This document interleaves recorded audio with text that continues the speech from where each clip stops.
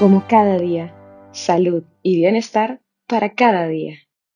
Bueno, como dijeron, esta tarde vamos a hablar de una de las, bueno, de las enfermedades que realmente les voy a decir, hablamos de la pandemia del coronavirus, pero muy poco hablamos de la pandemia del diabetes, porque realmente esa es otra pandemia que está ocurriendo en estos momentos. Simplemente quiero mostrarles esta gráfica de la Federación Internacional para la Diabetes, los datos que ellos tienen con respecto a las personas que viven con diabetes en estos momentos, 463 millones de personas en el mundo tienen diabetes, pero las proyecciones para el futuro muestran que más de 700 millones de adultos estarán viviendo con diabetes para el año 2045. Ustedes aquí ven el aumento en Latinoamérica bastante grande. En todo el mundo ustedes ven también, pero también en partes de lo que es el norte de África, e incluso aquí en la parte de Asia, el sudeste de Asia en especial, pero también en Latinoamérica vamos a ver un aumento muy dramático de lo que son las estadísticas, lo que son las tasas de diabetes. Y lo lamentable es lo siguiente, les voy a mostrar algo que para mí es una de las cosas más increíbles de lo que está sucediendo. Y yo lo he visto personalmente como nutricionista, cuando trabajé en la parte clínica, cuando tenía que ver pacientes diariamente. Una de las cosas que más me impactó es la cantidad de niños y jóvenes que hoy vemos con enfermedades que antes solo se consideraban que eran de adulto. Entonces, lo que es la diabetes tipo 2, antes se le llamaba la diabetes de adulto. Lo que es la hipertensión, colesterol alto, esas cosas no se veían en los niños, por lo menos cuando yo era niña. Nunca tuve un compañero de clase, nunca un vecino, algo así que tuviera diabetes tipo 2 o que tuviera alto colesterol o hipertensión. Pero hoy en día, lamentablemente, esa es la realidad a la que tenemos que enfrentar y la que se enfrentan nuestros hijos. En Estados Unidos las estadísticas son las siguientes, me imagino que son parecidas en todos los países del mundo donde se consume el mismo tipo de dieta que se consume aquí en Estados Unidos, que es básicamente una dieta altamente procesada con mucho azúcar, muchas grasas, mucha sal y muchos productos altos en colesterol, lo que son los productos animales. Entonces, casi en todo el mundo esta dieta se ha globalizado, esa es la verdad. Entonces las estadísticas se aplican no solamente para Estados Unidos, pero en Estados Unidos en particular, las estadísticas nos dicen que de los niños que han nacido después del año 2000, es decir, que ahora son niños y jóvenes ya, se espera que ellos desarrollen diabetes, el 30% de ellos, más del 30%. Uno de cada tres niños se espera va a desarrollar diabetes. Uno de cada tres de estos niños y jóvenes que han nacido, como dije, después del año 2000. Ahora, eso de la población en general incluye a la población anglosajona. Lamentablemente, dentro de lo que son la población hispana, latinoamericanos en Estados Unidos y los afroamericanos, la estadística es aún peor. De hecho, nos dicen que es uno de cada dos, es decir, 50% de los niños van a ser diabéticos, van a desarrollar diabetes, ya sea temprano en la edad o la edad adulta, en algún momento de su vida la van a desarrollar. A menos que se haga un cambio bastante rápido en lo que es la dieta y el estilo de vida que ahora se lleva, que es el convencional, lo que es considerado, entre comillas, normal. Ahora, lo que les voy a hablar en esta tarde, y espero que sea, disculpen a mi perro que empieza a ladrar a veces. Ahí está. A ver si se calla. Eh, sí, ya, lo que voy a hablar en esta tarde es, espero que les quede grabado, porque lo que vamos a hablar es acerca de lo que realmente es la razón de la diabetes, es decir, la causa principal, la causa subyacente. Porque a veces cuando yo hago este tipo de presentaciones en público, pregunto, por ejemplo, a las personas que están presentes, ¿qué es la diabetes? Muchos me dicen falta de insulina o exceso de azúcar, sí, todas esas cosas son ciertas. Y cuando hablamos de las razones de la diabetes, muchas veces la gente piensa, es por comer mucho azúcar, por tomar muchos refrescos, sodas, bebidas gaseosas o por comer muchos dulces. Y bueno, hasta cierto punto algunas de estas cosas son verdad, pero lo que quiero explicar en esta tarde realmente es la causa fundamental de por qué ocurre la diabetes. Porque si nosotros entendemos eso, ahora estoy hablando de la diabetes tipo 2, 90 a 95% de los casos de diabetes son diabetes tipo 2. Así que cuando hablamos de la diabetes, estamos hablando de la diabetes más común.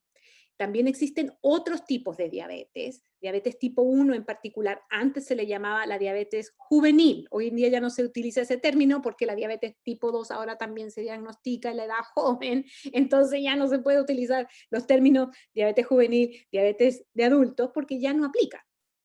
Pero la diabetes tipo 1 tiene más que ver con una reacción autoinmune en el páncreas, lo cual hace que las células, que se llaman las células beta, que producen insulina en el páncreas, se deterioran y se destruyan al punto de que la persona ya no puede producir insulina y por lo tanto necesita inyectarse insulina para el resto de su vida. Pero ese no es el caso en las personas que tienen diabetes tipo 2.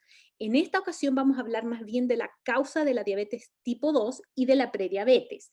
Pero déjeme decirle que lo que vamos a hablar después, que es más bien el tipo de dieta o estilo de vida que ayuda a prevenir o a revertir la diabetes, también puede ser de beneficio para personas con diabetes tipo 1, porque el tipo de alimentación puede también reducir su necesidad de insulina y vamos a explicar por qué, pero puede ayudarles a utilizar menos insulina y eso puede ser bastante beneficioso, especialmente si las personas no tienen muchos recursos económicos y tal vez tienen que utilizar bastante su recurso económico para comprar la insulina. Entonces eso podría ser bastante beneficioso para ayudarles, tal vez incluso no solamente a prevenir las complicaciones de utilizar exceso de insulina, pero también a ahorrar también dinero. Entonces puede ser bastante importante para ambos tipos de diabetes. También está la diabetes gestacional.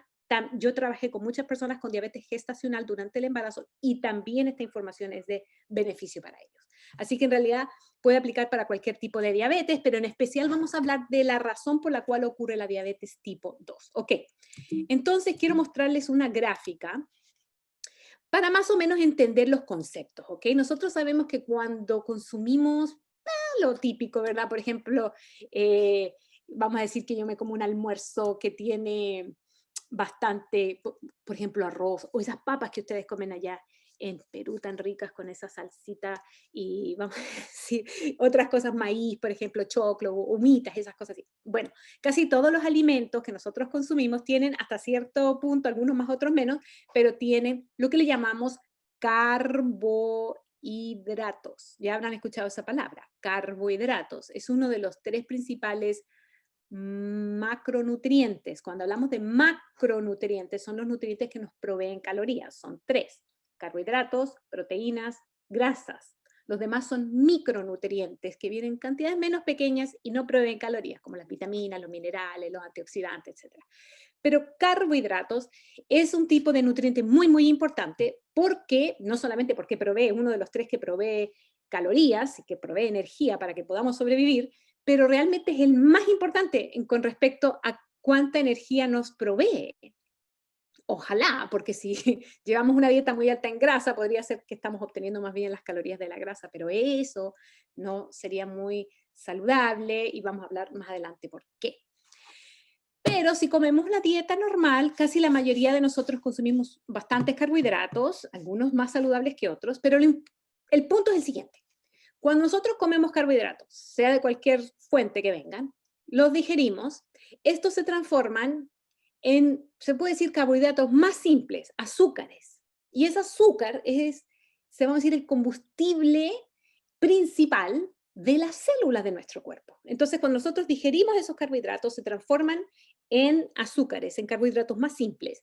En particular, aquí tenemos lo que le llamamos, ya bastante hemos escuchado esta palabra, yo creo, glucosa. ¿La han escuchado, verdad? Glucosa. Glucosa es el azúcar de la sangre. ¿Por qué? Porque cuando nosotros digerimos nuestros alimentos, se transforman en glucosa porque es el combustible principal para las células de nuestro cuerpo. En particular, estamos hablando de las células de nuestros músculos, pero también las células del hígado y las células de todas partes en realidad necesitan recibir esta energía. ¿Okay? Entonces la glucosa es el combustible y la fuente de energía principal. Eso es muy importante recordarlo porque la glucosa en sí no es mala. ¿Ok? No tenemos que olvidar ese concepto que la glucosa es mala. No, la glucosa en sí no es mala, es necesaria y importante. Si no la tenemos, morimos. O sea que es vital. El exceso de glucosa, vamos a hablar por qué ocurre. Pero la glucosa es el combustible principal para las células de todo nuestro cuerpo. Necesitan entonces entrar, esto es muy importante, la glucosa necesita entrar adentro de las células para poder alimentarlas. Ahora, resulta que para entrar, necesita entrar por ciertas, se puede decir canales, puertas, vamos a pensar que son como puertas por donde tiene que entrar la glucosa hacia adentro de las células para poder alimentarlas. Si no entra, entonces las células mueren. Es muy importante que la glucosa entre, pero resulta que para que entre la glucosa en las células se necesita un paso más. Y el paso más, porque la glucosa en sí no puede entrar por sí misma, necesita un ayudante. Y el ayudante, ustedes ya sabrán, una hormona muy importante, la produce el páncreas, que se llama insulina. Exacto. Entonces miren ustedes lo importante que es tener suficiente insulina, porque la insulina trabaja como si fuera casi una llave que abre la puerta. Entonces la insulina entra aquí, se conecta, abre y entonces entra la glucosa por los canales hacia el interior de la célula. Si por alguna razón falla este sistema, bueno, vamos a decir que por ejemplo, en el caso de la diabetes tipo 1, esta llavecita que ustedes ven ahí no está, no se produce. Entonces no hay nada que abra esa puerta para que entre la glucosa adentro. Ese es el caso de la diabetes tipo 1. Pero déjeme decirle que hay otras cosas que pueden afectar el funcionamiento de la insulina. Puede que la llave esté presente, esté la llave, pero cuando entra aquí la llave al cerrojo, no funciona, no puede abrir, no puede abrir. ¿Y saben por qué ocurre esto? Porque muchas veces ya la célula contiene mucha energía, ya tiene mucha energía. Pongámonos a pensar nosotros, es como si nosotros tuviéramos una despensa donde ponemos mucha comida. Llenamos tanta la despensa que ya la despensa no se puede meter más comida. ¿Me explico? Ya no puedes meter más, ya no cabe nada más adentro. Es más o menos así, si lo podíamos usar esa imagen como una ilustración de lo que está pasando en la célula. Llega el punto cuando nosotros consumimos, por ejemplo, un exceso de calorías en nuestra dieta en general, en particular un exceso de grasa, porque la grasa nos da más energía por gramo que los otros nutrientes. Tiene el doble de energía por gramo que las proteínas y los carbohidratos. Entonces, cuando consumimos mucha grasa en particular, llega el punto en que la célula está tan saturada de energía que la llave cuando trata de abrir ya no puede abrir la puerta porque las células como dijera, mira, ya no me traigas nada más, ya estoy llena. ¿Le han tocado a ustedes alguna vez, tal vez en ocasiones especiales, Navidad? Aquí en Estados Unidos se celebra un día que se va a celebrar la próxima semana, en noviembre se celebra el Día de Acción de Gracias, Thanksgiving. Y déjenme decirle que ese día la gente come, pero demasiado. Nos llenamos de comida, nos juntamos con toda nuestra familia, traemos los platillos más deliciosos y comemos hasta quedar casi desmayados de tanta comida que comemos. Entonces llega el punto que uno dice, ya por favor, no más, no me ofrezcas más comida, es demasiada comida. ¿Les ha tocado alguna vez a ustedes rechazar comida? ¿Les ha tocado algún día a veces comer demasiado que tienes que decir, ya, no, gracias, ya no más, no más? Eso es lo que está sucediendo en las células. Viene aquí la glucosa, trae más energía, pero resulta que la célula ya está saturada de energía. Número uno, como dije, porque tal vez consumimos un exceso de calorías o exceso de grasa en particular. O la tercera razón, porque esta energía que está acumulada aquí adentro de las células no se ocupa suficientemente. No se está gastando la energía por falta de, ¿qué podría ser? Actividad física. Nosotros si yo me voy a correr una maratón, obviamente que voy a utilizar tanta energía que mucha de esa energía se va a agotar y vas a tener que suplirla otra vez esa energía, ¿cierto? Pero si estoy sedentario mucho, si no hago ejercicio, entonces las células se saturan y nunca se gasta esa energía. Ahora, déjeme decirle que con respecto a la dieta en particular, ha habido muchos malentendidos con respecto a qué nutrientes son los que más nos hacen daño. Entonces siempre está ese concepto de que es el exceso de azúcar lo que causa la diabetes, o el exceso de carbohidratos, el exceso de pan, el exceso de arroz, el exceso de papas, el exceso de, bueno, y otros carbohidratos simples como el azúcar. Pero déjenme mostrarle una cosa muy importante. Desde los años 20 ya sabemos esto. Sin embargo, todavía hay malos entendidos y especialmente porque muchas veces se propaga la información que no es la correcta. Pero déjenme mostrarle algo, un estudio de los años 20, cuando se hizo un estudio aquí, el doctor Sweeney, que estudió los factores dietéticos que afectan el azúcar en la sangre, y les muestro aquí una gráfica. Aquí está la F de fat. Fat es grasa en inglés. C de carbohidratos. Miren ustedes, ya para entonces se sabía que cuando una persona, y estos eran jóvenes, ¿ok? Estos eran jóvenes completamente saludables, pero aún a los jóvenes saludables, cuando se les daba una dieta muy alta en fat, grasa, el azúcar, vean ustedes aquí, blood sugar, el azúcar en la sangre subía mucho más que cuando el alimento o la comida que se les daba era alta en carbohidratos. ¿Se fijan ustedes? Aún la dieta alta en carbohidratos no producía un aumento tan alto en la glucosa en la sangre como una dieta alta en grasas. Y esto se ha confirmado en otros estudios. Por ejemplo, vean esta gráfica que nos muestra aquí diferentes composiciones de la dieta, nos dan 7 diferentes opciones.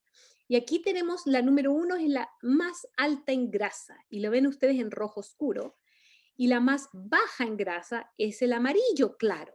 Y verán ustedes aquí en la mano izquierda que el rojo oscuro, es decir, la composición de la dieta que es más alta en grasa, produce un aumento de la glucosa mucho más alto que una dieta alta en carbohidratos. ¿Por qué ocurre eso? Déjenme volver a la gráfica anterior. Resulta que cuando nosotros consumimos una dieta muy alta en grasa, o cuando consumimos una dieta tan alta en en calorías en general, que produce un exceso de grasa en el cuerpo, es decir, sobrepeso u obesidad. Entonces, ya sea que comemos una dieta alta en grasa y estamos delgados, porque algunos diabéticos son delgados. Sin embargo, consumen una dieta alta en grasa o porque tenemos mucha grasa acumulada en el cuerpo, lo que va ocurriendo es que se van acumulando cantidades de grasa adentro de las células, en particular las células del hígado y también las células musculares. Esto se llaman lípidos intramiocelulares. Lípidos intramiocelulares. Si ustedes quieren buscarlo en Google, búsquenlo en Google, pero son básicamente globitos de grasa que se van acumulando en el interior de las células musculares de los diabéticos. Y lo que sucede es que esta grasa interfiere con el funcionamiento de la insulina. Interfiere, lo repito por lo importante que es, esta grasa, lípidos intramiocelulares interfieren con el funcionamiento de la insulina. Entonces la llave trata de abrir el cerrojo para que se abra estos canales de glucosa, pero resulta que la llave no está funcionando porque la grasa está interfiriendo con su acción y por lo tanto esta puerta está cerrada. ¿Y qué ocurre si la puerta está cerrada? ¿Dónde se queda la glucosa? Si no puede entrar dentro de la célula, ¿dónde se queda? Se queda fuera de la célula, es decir, en nuestro torrente sanguíneo. Entonces tú en la mañana vas y agarras un glucómetro, te sacas una gotita de sangre, pones la gotita en la tirita la pones en el glucómetro y te sale a 150 en la mañana en ayunas. Tienes diabetes. O te sale a 110, tienes prediabetes. ¿Por qué está muy alta la glucosa? Porque la glucosa no pudo entrar adentro de las células porque la grasa, estos lípidos intramiocelulares, están interfiriendo con la acción de la insulina.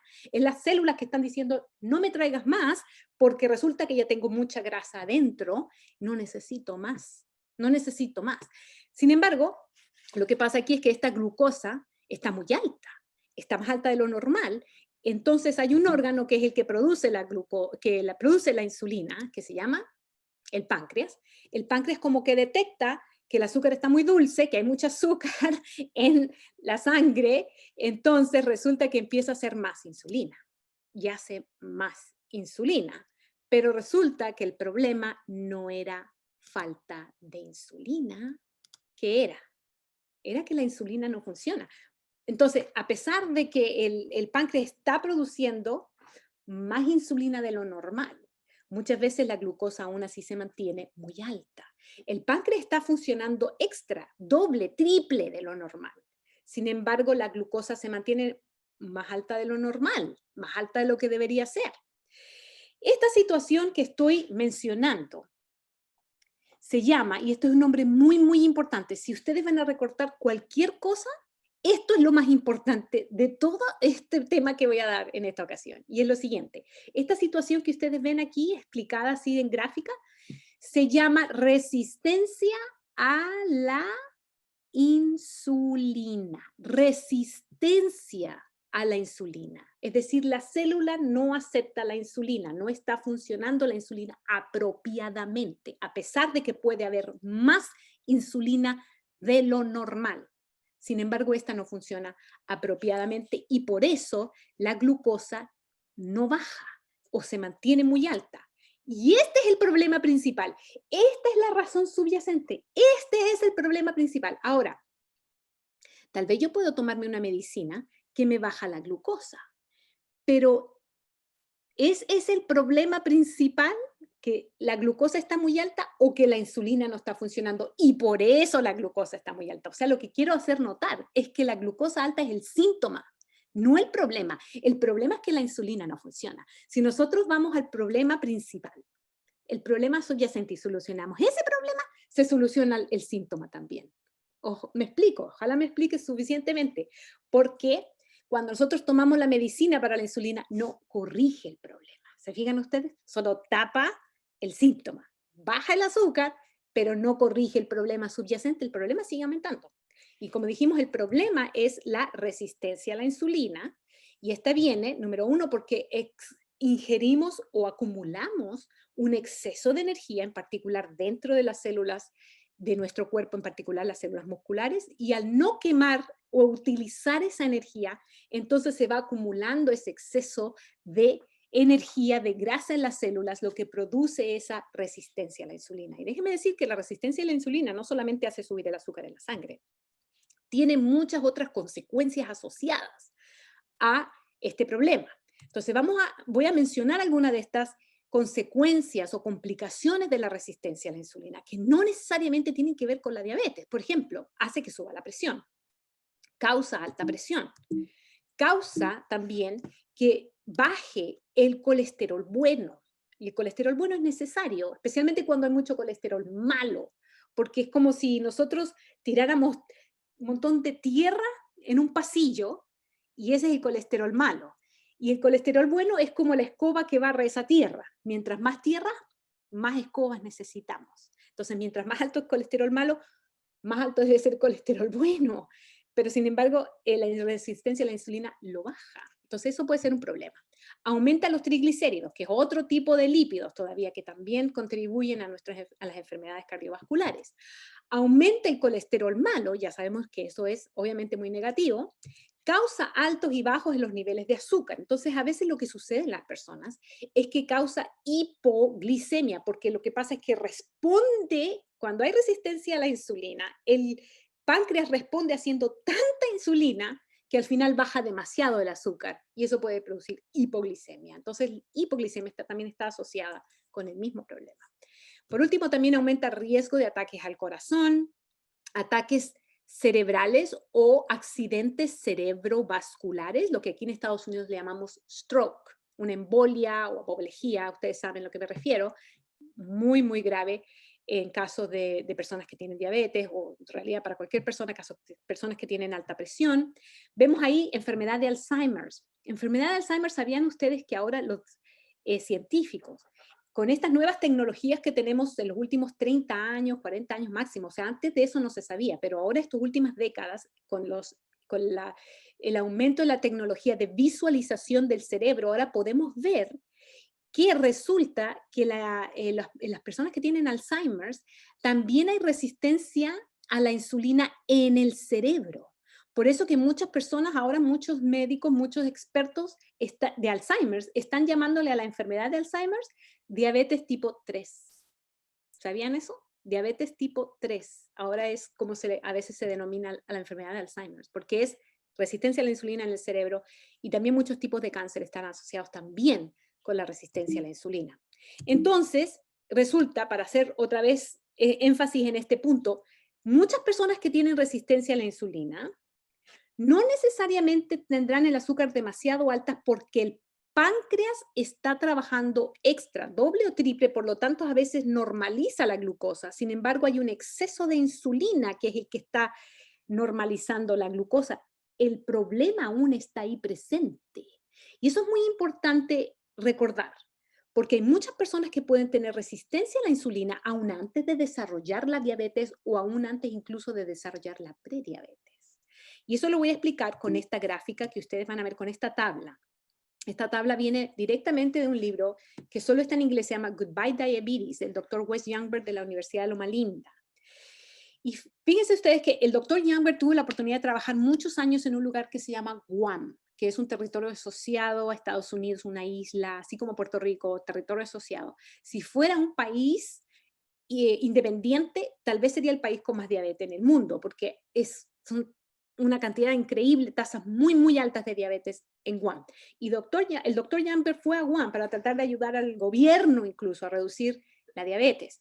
Entonces, él se dio cuenta que muchas personas, aún antes de ser diagnosticados con diabetes o prediabetes, ya estaban empezando a sufrir las complicaciones del azúcar alta en la sangre. Lo voy a repetir. Aún las personas que antes de ser diagnosticados con la diabetes, aún antes de ser diagnosticados con prediabetes, ya estaban empezando a sufrir complicaciones de azúcar alta en la sangre. ¿Por qué piensan ustedes? Porque ya tenían resistencia a la insulina, aún antes de ser diagnosticados con prediabetes. Miren ustedes esta tabla. Si nosotros vemos aquí fase 5, eso quiere decir, en ayunas, la persona tiene más de 126 cuando se saca cuando se mide la glucosa de la sangre. Hay otras maneras de medir la diabetes, la glucosa, la hemoglobina glicosilada y otras maneras, pero todavía se mide mucho la glucosa en la sangre y cuando te sale más de 126 en ayunas, eso significa que puedes tener diabetes. Ahora, si te sale a más de 100, pero menos de 125, te fijas aquí, fase 3 y fase 4, eso es prediabetes. Él lo divide en dos, porque cuando ya te sale más de 110, ya estás en el umbral de la diabetes, vamos a decirlo así, ya es prácticamente como si tuvieras diabetes, pero todavía no, formalmente se diagnostica pasado los 126. Pero ¿qué pasa si tú mañana en la mañana te vas al doctor, te sacan el azúcar en ayunas y te sale a 90? 90. No es diabetes, tampoco es prediabetes. Entonces, seguramente te van a decir, oh, felicitaciones, usted está normal, no tiene ni diabetes ni prediabetes. Pero quiero que te fijes bien que aquí el doctor Youngberg lo caracteriza como alta glucosa en la sangre. De hecho, pasando los 85, porque lo óptimo, escúchame bien, lo óptimo sería que tu glucosa estuviera entre 70 a 84. ¿Ok? Eso es lo óptimo cuando tu salud está bien, tu funcionamiento de tu páncreas está bien, tu insulina está funcionando, todo bien. Ya pasando el 84, de ahí para arriba, antes de los 100, todavía no tienes prediabetes, ni menos diabetes, pero está más arriba de lo óptimo. Y lo que él se fijó, trabajando con sus pacientes en Guam, es que estas personas aquí en fase 1 y fase 2 ya estaban sufriendo las consecuencias del azúcar alta en la sangre, aún antes de tener la prediabetes y la diabetes. ¿Por qué? Porque ya tienen resistencia a la insulina. ¿Te fijas? Entonces, aún antes de tener diabetes, ya puedes tener estas complicaciones. Te puede subir el azúcar, perdón, la presión, te puede subir el colesterol. Puedes tener otras consecuencias negativas de tener el azúcar alta, de tener esa resistencia a la insulina, aún antes de ser diagnosticado. Por eso es tan importante entender este concepto. Porque puedes tener aún el azúcar normal, pero aún así tienes un problema metabólico que está ocurriendo ya en tu cuerpo, ¿te fijas? y ese te puede llevar a otras complicaciones y obviamente te puede llevar a la diabetes. Entonces, muy importante entender esto, porque puedes tomar medicinas para tapar como si fuera un parche la herida, pero no solucionan el problema. Lo que necesitamos es ir directamente al problema, solucionar la resistencia a la insulina. Ese es el problema que tenemos que realmente concentrarnos. Ahora, ¿cuáles son los factores de riesgo? Lo voy a revisar. Factores de riesgo entonces de resistencia a la insulina. Número 1, exceso de energía acumulada. Eso que vemos ahí enfrente de la pancita de esta persona, exceso de energía. Le podemos decir obesidad, sobrepeso, como tú le quieres decir, pero el punto es que es exceso de energía acumulada. Porque, ¿sabes tú que los por milenios, el ser humano ha tratado de sobrevivir en la Tierra? Y ha necesitado tener suficiente alimento para sobrevivir porque antes pasábamos como humanidad hambrunas, muchas hambrunas. Entonces, el que era más gordito vivía más, porque tenía un poquito más acumulado, ¿te fijas? El problema es que hoy estamos acumulando, y ya no existe casi las hambrunas en algunos lugares en la Tierra todavía, pero la gran mayoría de los seres humanos que viven en el planeta Tierra tienen más bien obesidad y sobrepeso que hambre. ¿Sabías? Ahora el problema principal es el exceso de calorías, no la falta de comida. En algunos lugares todavía sí, pero en la mayoría de los lugares el problema es el exceso de alimentos altos en calorías y pobres en nutrición. Tenemos muchas calorías, pero muy poca nutrición. Bueno, entonces, relacionado con esto está el problema número 2, que es la dieta. La dieta. Ponte a pensar en estos, se supone, semi-pseudo alimentos, vamos a decir, porque realmente alimentos no lo son tanto. Si nos ponemos a ver los ingredientes que tienen tantos químicos que eso es alimento, no, más bien es químico. Pero te pregunto yo, ¿tus abuelos y bisabuelos y tatarabuelos comían esto? ¿Comían este tipo de alimentación que hoy comemos? Alimentos chatarra, altos en azúcar, sal, grasas, casi nada de fibra, con estos ingredientes que parece que fueran otro idioma porque no se le entiende que, o sea, no. ¿Verdad que no? No. La gente antes comía comida real, verdaderos alimentos. Hoy comemos experimentos químicos, más bien, altos en grasa, sal y azúcar, casi nada de fibra, casi nada de nutrientes. Bueno, esto nos está llevando a un problema serio en muchos aspectos, entre ellos el aumento de la diabetes, prediabetes, alta presión, colesterol, etcétera, etcétera. Entonces, la dieta. Número 3, falta de actividad física. Como dijimos antes, si yo me voy a correr una maratón, obviamente voy a gastar mucha de la energía que tengo guardada en mis células. No necesito correr maratones, solamente necesito hacer actividad física diaria lo más posible. Nuestros antepasados lo hacían parte de su diario vivir, porque tenían que trabajar la tierra mucho más que muchos de nosotros, que no tenemos que tal vez hacerlo, vivimos vidas más sementarias, caminamos menos tal vez que nuestros antepasados porque utilizamos transportación, ¿verdad? Y todo eso es muy bueno, todos los adelantos tecnológicos y de transportes y de industrias y todo, es bueno, pero al mismo tiempo hemos dejado lo bueno del tipo de vida de nuestros antepasados, que ellos sí tenían más actividad física como parte de su diario vivir. Tenemos que reincorporar esa actividad física. Ahora, cuando yo hago estas presentaciones en persona, mucha gente me dice, pero María José, resulta que yo tengo diabetes porque mira, mis papás tienen diabetes, mis abuelos también, mis tíos todos, mis primos, entonces yo heredé la diabetes. Como diciendo, no es culpa mía, o sea, me llegó la diabetes. Entonces, yo les pregunto, ¿qué pasa con la genética? ¿Es realmente la causa de la diabetes? Bueno, hasta cierto punto lo que nosotros podríamos heredar es una predisposición genética. Sí, eso sí puede pasar. Yo, por ejemplo, mi papá tenía diabetes, entonces yo puedo tener diabetes. Es verdad, si tenemos parientes cercanos, como padres, padre, madre, hijos, hermanos que tengan diabetes, puede que nuestro factor genético esté elevado, sí. Pero déjeme decirle que la mayoría de los expertos piensan que eso es de entre un 10 a un 15% de nuestro riesgo. El riesgo más importante viene de nuestro estilo de vida, que es 60-70%. O sea, aún puedes tú tener una predisposición genética, pero no necesariamente desarrollar la diabetes. Igual con el siguiente factor que está relacionado, que es el origen étnico. Por ejemplo, aquí en Estados Unidos hay muchas etnias. muchas etnias. Y los anglosajones tienen un riesgo menor que los hispanos, que los latinoamericanos y que los afroamericanos. Nosotros por ser hispanos, por ser simplemente por, por el tener esta genética, esta, se puede decir, etnia, tenemos un riesgo más elevado. Pero déjame explicarte algo muy interesante con respecto al origen étnico. El grupo étnico en Estados Unidos que tiene la tasa de diabetes más alta que todas las otras etnias, les voy a decir cuál es. Es una tribu indígena que se llaman los indios Pima. Es una tribu indígena americana. Viven principalmente en la zona de Arizona, en Estados Unidos, el sudoeste de Estados Unidos. Pues resulta que hace como 700 años atrás, este era un grupo grande de indígenas que se separaron.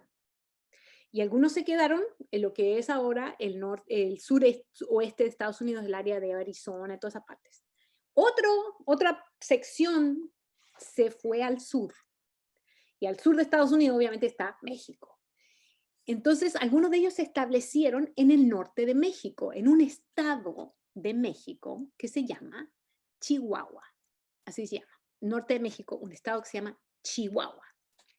Resulta que hay un grupo de indígenas que viven en el norte de México, les voy a decir cómo se llaman los indios tarahumaras. Tal vez ustedes los habrán oído nombrar porque son corredores famosísimos. Los llevan a carreras súper largas, de 100 millas, no sé cuántos kilómetros será, como 60 kilómetros, no sé. Corren, pero muy bien, salen entre los primeros 10 lugares, carreras en Europa, en Estados Unidos. Y ustedes los ven cómo corren ahí con esas sandalias, ni siquiera se ponen Nike, corren así ellos. Bueno, tienen excelente condición física y la cosa es que ellos viven en las montañas, en la sierra, lo que se llama la sierra en Chihuahua. Y son, bueno, de muy bajos recursos económicos. Muchos de ellos comen una dieta muy sencilla, muy tradicional, basada principalmente en los frijoles, que son los porotos, el maíz, vegetales, frutas, o sea, lo que ellos cultivan. Comen alimentos de origen animal muy rara vez porque no tienen los recursos para estar consumiéndolos. Los comen puede decir, en los días festivos se comen un pollito que se comerán. Bueno, la cosa es que ellos tienen, déjenme decirle, los indios Pimas tienen la tasa más alta en Estados Unidos. Los indios Tarahumara tienen una de las tasas más bajas del mundo de diabetes y son primos hermanos estos dos grupos, o sea, casi genéticamente idénticos. Entonces, el punto es el siguiente, la genética no determina tu salud.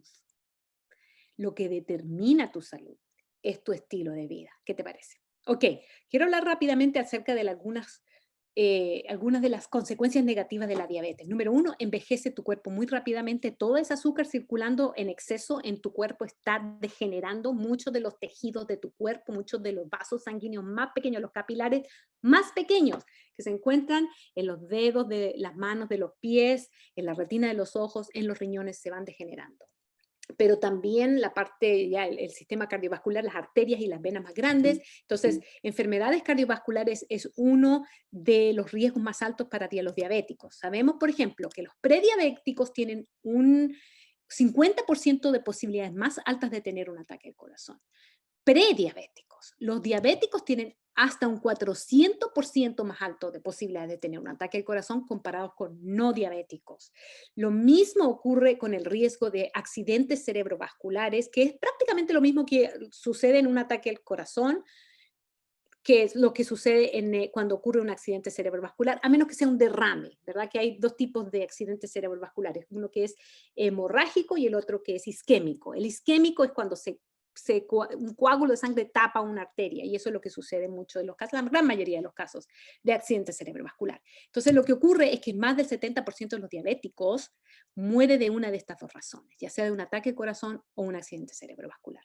Pero la buena noticia es que las investigaciones nos están mostrando, especialmente en las últimas décadas, que la prediabetes es completamente reversible y que la diabetes tipo 2 es reversible en la gran mayoría de los casos. ¿Qué te parece? Hay investigaciones que han mostrado 85%, otras hasta 90% de los casos de diabetes tipo 2 se pueden revertir. Y esto mucha gente no me lo cree. Hasta el día de hoy estaba yo revisando algunos comentarios en Facebook porque puse un post, ¿verdad?, acerca de lo que es la diabetes y cómo se puede revertir.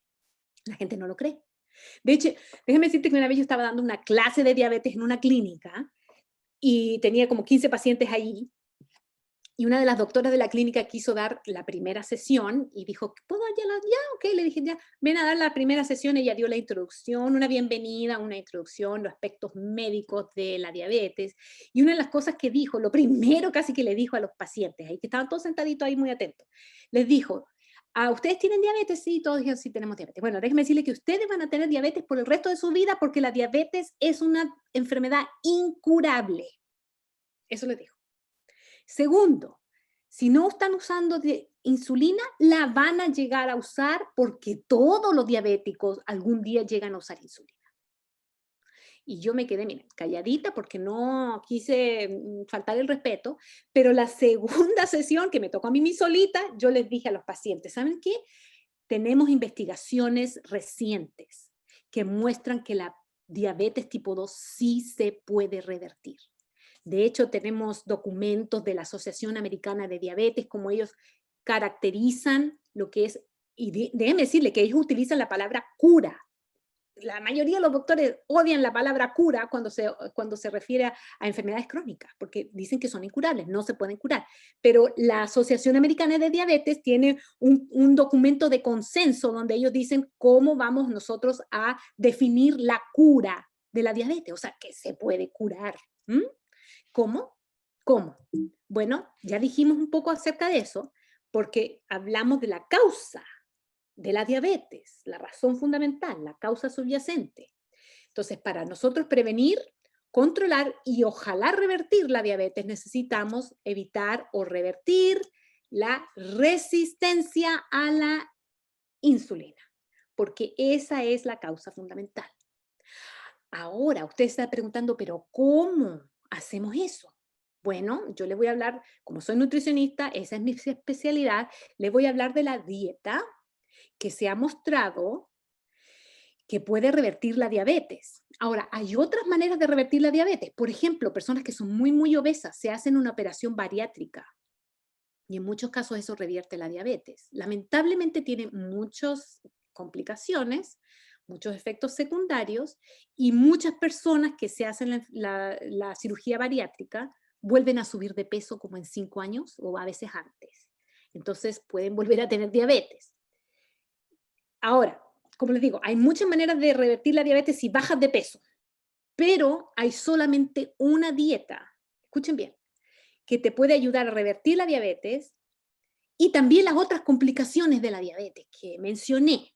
Colesterol, te baja la presión, te ayuda a prevenir el cáncer, te ayuda a prevenir Alzheimer, o sea, tiene muchos beneficios. Y la única dieta que se ha mostrado científicamente que es capaz de hacer todo eso es una dieta que lo que nosotros le llamamos una dieta basada en alimentos, número uno, no procesados y número dos, de origen vegetal. Entonces, tiene dos características fundamentales este tipo de alimentación. Número uno, consiste en alimentos que no están procesados como los que ustedes ven en pantalla. ¿Cuáles son los alimentos procesados? Los que son altos en azúcar, porque el azúcar es procesada. Por definición, el azúcar es procesada. Es extraída, refinada, y no tiene nutrición, no tiene fibra, no tiene nada, solo calorías. Por eso le llamamos calorías vacías al azúcar.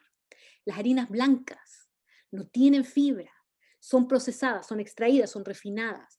Todo lo que está elaborado con azúcar, con harinas blancas y con aceite, porque el aceite también es extraído, es procesado, es refinado, no tiene fibra, no tiene nutrientes, no tiene nada más que calorías, solo grasa.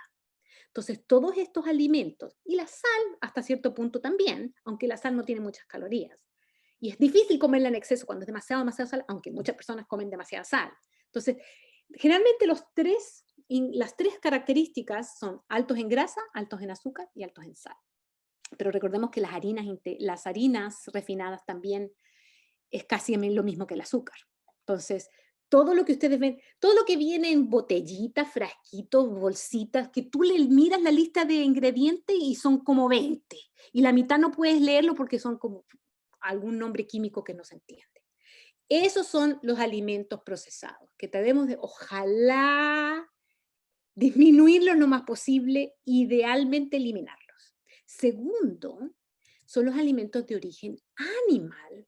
Lo más posible reducirlos, si es posible eliminarlos aún mejor, pero reducirlos a un 10, ojalá no más de un 5% de nuestra dieta, de nuestras calorías. ¿Por qué? Porque son altos en grasa, particularmente el tipo de grasa que se llaman grasas saturadas, que son las grasas que obstruyen el interior de las arterias, que se van tapando y pueden entonces llevarte a un ataque al corazón, un accidente cerebrovascular, y cáncer y muchas otras enfermedades. Entonces, y además, todos los alimentos de origen animal no tienen fibra, porque la fibra por definición solo se encuentra en las plantas. Entonces son son completamente libres de fibra y son muy altos en grasa saturada. Entonces, ojalá reducirlos al máximo si se puede. Eliminarlos no habría problema. Déjeme decirle que aquí en Estados Unidos hay un centro de vida sana que se llama el Instituto Weimar. Weimar, aquí está, Instituto Weimar. Y ellos vienen haciendo un programa que se llama New Start. Así como tú ves, New Start son 8 letras, cada letra representa un principio de salud. Son 8 principios de salud. El programa está basado en estos 8 principios de salud, y parte del programa es revertir la diabetes. Llevan más de 3 décadas haciendo este programa. Tienen miles de personas que han pasado por el programa. Tienen las estadísticas de que las personas que hacen el programa, son 18 días que tú te tienes que quedar ahí. Es un programa intensivo de 18 días. Uno se queda, te dan comida, te llevan a caminar, te enseñan muchas clases. Bueno, es muy intensivo y muy bueno y muy caro. Pero si tú puedes quedarte los 18 días y después te vas para tu casa, porque después de los 18 días tienes que seguirlo, de todas maneras lo vas a tener que seguir tú solo, te vas para tu casa y aplica todos los conocimientos y sigues ese mismo estilo de vida. Déjame decirte que para los 18 días, 50% de los diabéticos que han pasado por este programa ya no están utilizando medicinas y está normalizada la glucosa. A los 18 días, 50%. Los que llegan a su casa y siguen haciendo el programa, a los 90 días, más del 90% no está utilizando medicina ni insulina para la diabetes y está normalizada su glucosa. O sea, están como no diabéticos. Su diabetes está revertida. Ahora, si no tienes $6,000, porque eso es lo que cuesta quedarse ahí los 18 días, te puedes comprar un libro de $15. Te voy a mostrar algunos en inglés. Por ejemplo, este se llama El programa del Dr. Neil Barnard para revertir la diabetes. Así de fácil. Él es uno de los científicos, médicos y científicos, que ha hecho los estudios, que él tomó un grupo de personas, lo dividió en dos, a un grupo le dio la dieta que es la recomendada por la Asociación Americana de Diabetes, y al otro grupo le dio la dieta basada en plantas, la dieta basada en alimentos no procesados de origen vegetal, y adivina cuál de los dos grupos redujo la glucosa más sin utilizar medicinas. El grupo que estaba consumiendo la dieta basada en alimentos no procesados de origen vegetal. Es decir, pudieron reducir sus medicinas, las que estaban utilizando para la diabetes, y pudieron reducir la glucosa. Hay otros libros, por ejemplo, este se llama El milagro de 30 días de la diabetes, basado en los mismos principios, el mismo tipo de alimentación y estilo de vida. Mi favorito en inglés es The End of Diabetes, el fin de la diabetes, del Dr. Joel Fuhrman, excelente. Todo esto está en inglés. Por eso que yo escribí un libro en español, porque no había ninguno en español. Lo puedes encontrar en Amazon, se llama Cómo decirle adiós a la diabetes, y tiene todas las referencias bibliográficas, las referencias científicas, los estudios, pero también te da un paso a paso, 6 pasos con los cuales puedes reducir la glucosa, reducir o eliminar las medicinas para la diabetes, y bueno, todo por medio de un estilo de vida adecuado y la dieta adecuada. A propósito, todos estos programas que te mencioné están basados en una dieta que es hasta un 70% de carbohidratos. ¿Qué? Mucha gente me dice, pero ¿cómo? Si lo primero que me dice el dietista o el médico es que tengo que cortar los carbohidratos, no más papas, no más arroz, no más pan. ¿Cómo puede ser que puedes comer hasta 70% de carbohidratos y aún así revertir la diabetes? ¿Por qué? Porque la clave es el tipo de carbohidratos. No todos son iguales. No es lo mismo tomarse una Coca-Cola que comerse una manzana. No es lo mismo. Muy diferente. Déjame mostrarte este estudio que te mencioné del doctor Barnard, donde ellos tomaron un grupo de personas, lo dividieron en dos, a un grupo le dieron la dieta recomendada por la Asociación Americana de Diabetes, los expertos. Al otro grupo le dieron una dieta basada en plantas, basada en alimentos de origen vegetal, no procesados. La Asociación Americana de Diabetes promueve una alimentación donde tú controlas las porciones. Entonces, controlas tus carbohidratos, cuentas tus carbohidratos, reduces el tamaño de las porciones. Y es hasta cierto punto mucho mejor, de hecho, es muchísimo mejor que la dieta basada en alimentos de chatarra. O sea, ya es un avance muy grande. Pero sin embargo, este grupo de la derecha que comió los alimentos basados de origen vegetal, no procesados, fíjate lo que pasó. Perdieron más peso, hubo mayor reducción de la glucosa, en este caso se midió usando lo que le llamamos la hemoglobina glicosilada, pero es una medida de cuánta glucosa hay en la sangre, sin controlar las porciones. Escúchame bien, estos no pasaron hambre, los de acá de la derecha. Los de acá a la izquierda a lo mejor sí, porque todo tiene que ser un poco, porque está basado en el concepto de que todo se puede comer mientras sea moderado. ¿Has escuchado eso tú? Seguramente que has escuchado. Podemos comer todo mientras sea moderado. Reduce las porciones. Bueno, resulta que reducir las porciones te lleva a tener hambre. Estos de acá de la derecha no pasaron hambre. Comieron todo lo que quisieran mientras que fueran alimentos no procesados de origen vegetal, no grasas tampoco, no aceites, porque eso está procesado también. ¿Te fijas? Y ellos pudieron reducir la glucosa mucho más sin controlar las porciones y bajaron de peso más. ¿Qué te parece? ¡Wow! Déjame mostrarte un estudio. Este es el resultado de un estudio muy famoso que se llevó a cabo en Loma Linda y en Norteamérica. Se llama el estudio adventista número 2 y se hizo con adventistas del séptimo día porque los adventistas tienen características muy importantes. No fuman y no toman alcohol. Entonces, las diferencias principales de salud que hay entre este grupo especial que no fuman ni toman, no beben alcohol, la única diferencia es dietética. Algunos comen una dieta completamente basada en plantas, vegana. Otros comen un poquito de huevos y leche, queso. Otros comen un poquito de carne, pero no mucha. Otros comen solo pescado. Y otros comen carne, leche, todo, todo, todo. Entonces, la única diferencia son dietéticas porque las otras, si tú haces un grupo general de la población, hay muchas más diferencias porque hay personas que toman y otras personas que no toman, hay personas que fuman y otras que no fuman. Pero dentro de los adventistas no están esas diferencias, todos son iguales en ese sentido, la única diferencia es la dieta. Y vean ustedes, por favor, lo que encontraron. Por eso que es un estudio famoso porque es epidemiológicamente muy interesante en el sentido de que es una población especial. Bueno, vean ustedes algo interesante a notar. Número uno, que su peso en promedio, tú ves ahí la diferencia entre las diferentes categorías. Resulta que el único grupo que tenía un promedio de índice masa corporal normal eran los que consumían una dieta completamente basada en plantas, es decir, la dieta vegana. Ellos tienen un índice de masa corporal de 23. Todos los demás pasan los 25. De 25 para arriba es sobrepeso. De 30 para arriba es obesidad. Pues todos los otros grupos son en promedio con sobrepeso.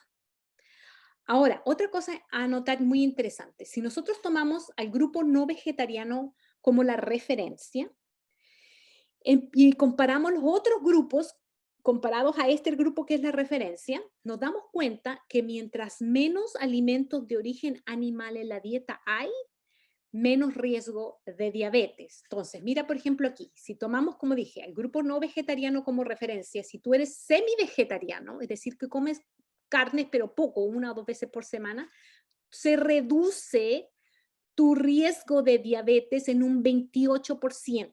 ¿Ves la diferencia aquí? Es 28. un 28% de reducción si eres semi-vegetariano. Si eres pesco-vegetariano, es decir, solo comes pescado, se reduce en un 51% tu riesgo de tener diabetes, fíjate. Si eres lacto-ovo-vegetariano, es decir, no comes carne, pero debes consumir huevos o lácteos, tu reducción es del 61%. Ahora, si eres vegano, es decir, una persona que no consume alimentos de origen animal de ningún tipo, tu reducción de riesgo es un 78%. ¡Wow! Lo mismo ocurre con la hipertensión. Tomamos como referencia el grupo no vegetariano, o que come carne, come todo. Semi-vegetariano, 23% de reducción. Pesco vegetariano, 48% de reducción. Lacto ovo vegetariano, 55% de reducción. Y por último, el grupo vegano, 75% de reducción. Súper interesante. Entonces, lo que quiero recalcar es que lo que yo promuevo personalmente, y muchos otros están empezando a promover hoy en día como la dieta ideal para el diabético, no es una dieta baja en carbohidratos. No es la dieta keto. No way. No, no, no. La dieta keto, te voy a decir una cosa. ¿Has escuchado la dieta cetogénica, keto? Bueno, esa dieta es altísima en grasa, pero casi nada de carbohidratos. Entonces tú, lo que va a ocurrir es lo siguiente, tú no te va a subir el azúcar porque no estás comiendo carbohidratos. Imposible que te sube el azúcar si no comes carbohidratos, porque el azúcar viene de los carbohidratos. Entonces no comes carbohidratos, no hay azúcar. Pero el problema es que estás comiendo mucha grasa. La dieta cetogénica, por definición, es altísima en grasa. Y lo que está ocurriendo es lo siguiente, no te está saliendo el azúcar alta porque no estás comiendo carbohidratos, pero tu resistencia a la insulina está aumentando. Te estás haciendo más sensible a los carbohidratos, al punto que las personas que siguen esta dieta keto comen un pedacito de pan, cualquier cosa, y ¡pum!, se les dispara el azúcar, porque tienen mucha más resistencia a la insulina que una persona que no la consume. Entonces es peligrosa en ese sentido, que mientras tú la sigas, bueno, todo está bien, pero es muy difícil de seguir, es muy insostenible, porque es muy difícil de seguir a largo plazo. Entonces una persona que ha seguido la dieta keto por mucho tiempo y vuelve a comer carbohidratos, le sube el azúcar demasiado alta, porque tiene más sensibilidad a los carbohidratos. Ese es el problema con la dieta keto. Yo no la recomiendo. Yo recomiendo una dieta basada en alimentos no procesados de origen vegetal. Lo que es las legumbres, lo que es los vegetales, las frutas, obviamente, también las frutas, lo que son los cereales o granos integrales, todo ese tipo de alimentos en una proporción adecuada, que más o menos te la estoy mostrando aquí en pantalla. Ojalá la mitad de tu alimentación sea o frutas o vegetales, ya sean cocidos o crudos, pero que sea frutas o vegetales. Comemos muy pocos vegetales y también poquita fruta, aunque fruta un poco más porque es rica, pero los vegetales casi no los comemos. Entonces, la proporción debe ser adecuada. Eso lo explico con mucho detalle en mi libro. Y también en mi página de YouTube, si quieres ver los videos. Ok, lo otro importante a notar es que es necesario mover el cuerpo. El cuerpo humano fue hecho para moverse. Por eso es importante hacer actividad física como parte de un plan para revertir la diabetes. Hay dos tipos de actividad física que voy a mencionar. Número uno, lo que es la actividad cardiovascular. Puede ser caminar, trotar, andar en bicicleta, utilizar la caminadora o la elíptica, bueno, lo que tú quieras, nadar, quema calorías, aumenta el metabolismo, mejora la función muscular, especialmente en el corazón.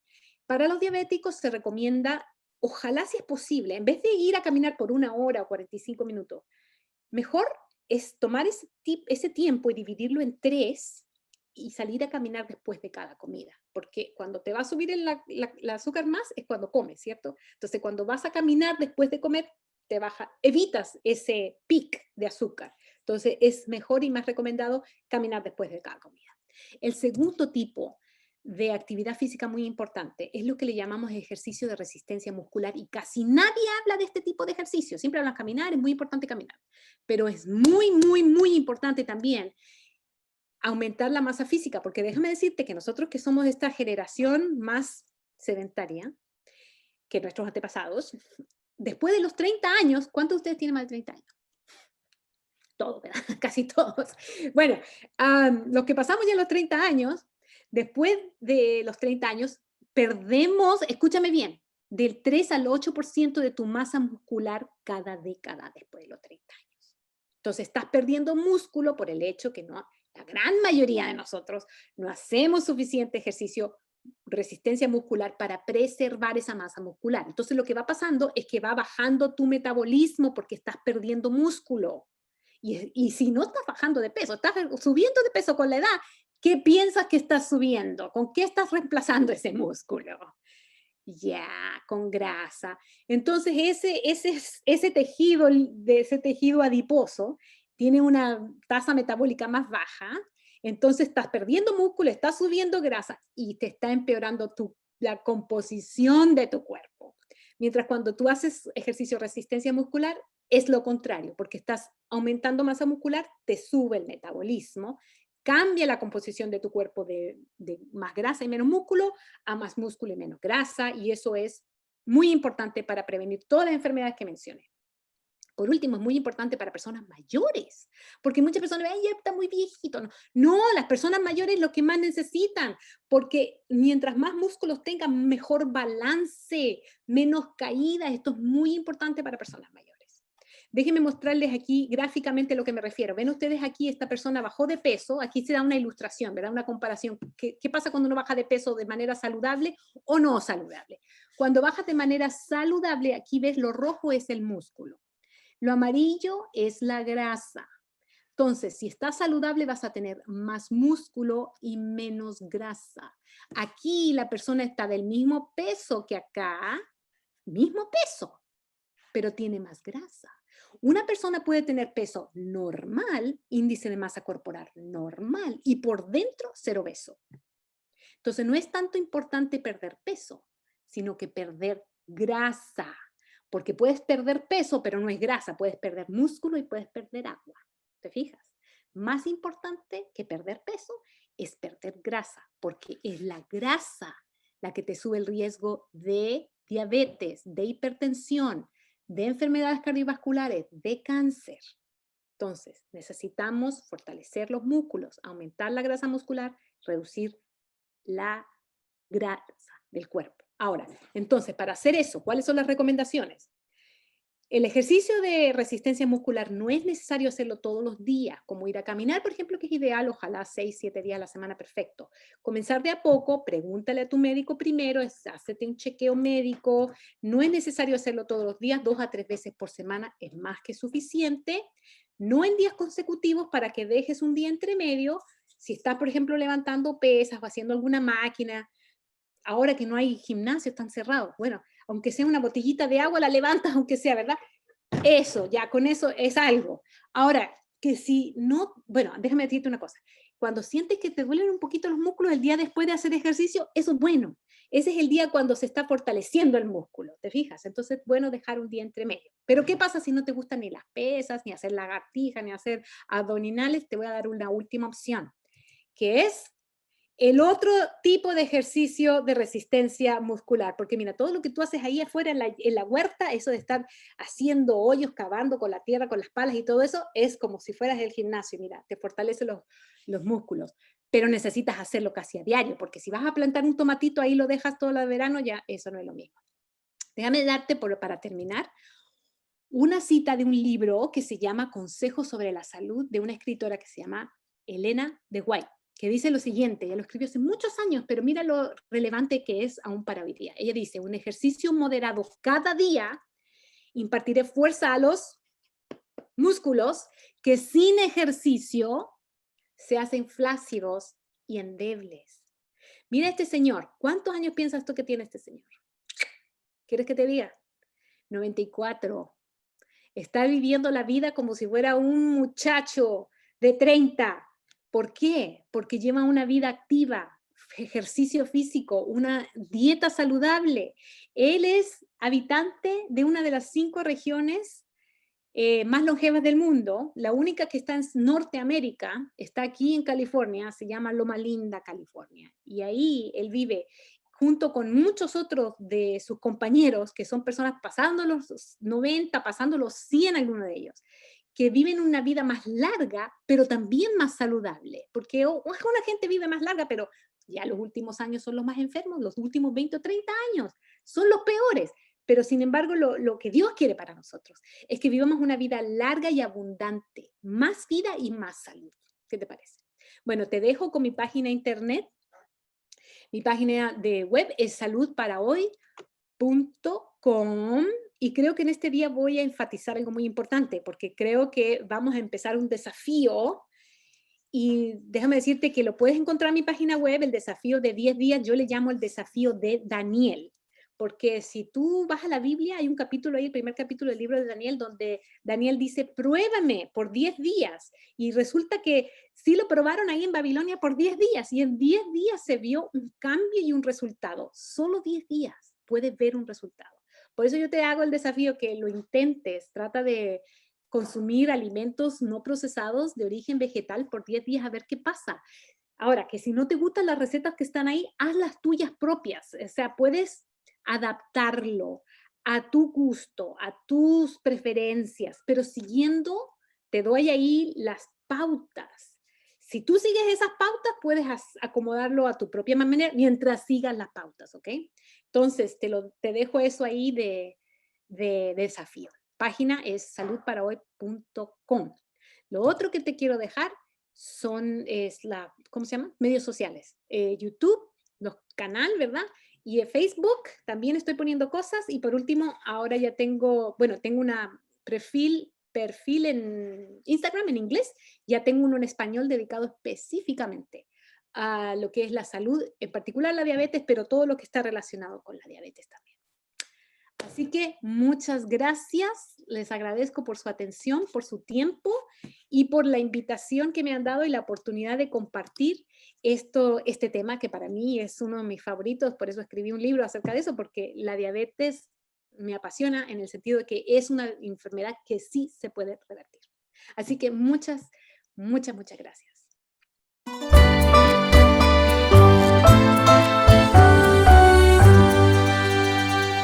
Como cada día, salud y bienestar para cada día.